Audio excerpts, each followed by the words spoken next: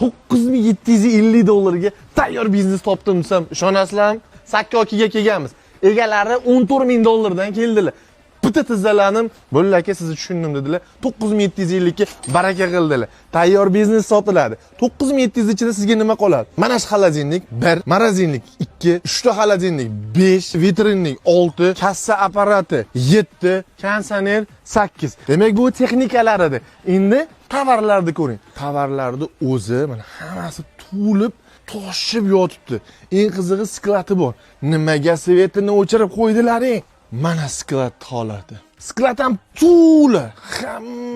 Hamma narsasi bor. Sklatdagi tovarlar o'zi hammasi tovarlarni o'zi ham $9750 dan ko'p. Lekin sizga bonusda shuncha texnika ham qolib ketyapti. Bekorga aka $14000 demadilar. Ancha mehr berdim, ancha pul tikdim deyaptilar. Hamma narsa bor. Gigiyena vositalari deysizlarmi, boshqa narsa deysizlarmi?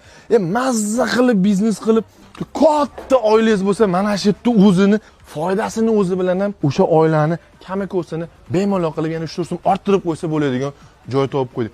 $9750. Foydalaninglar. Xizmat olsa, arendasi $250 dan.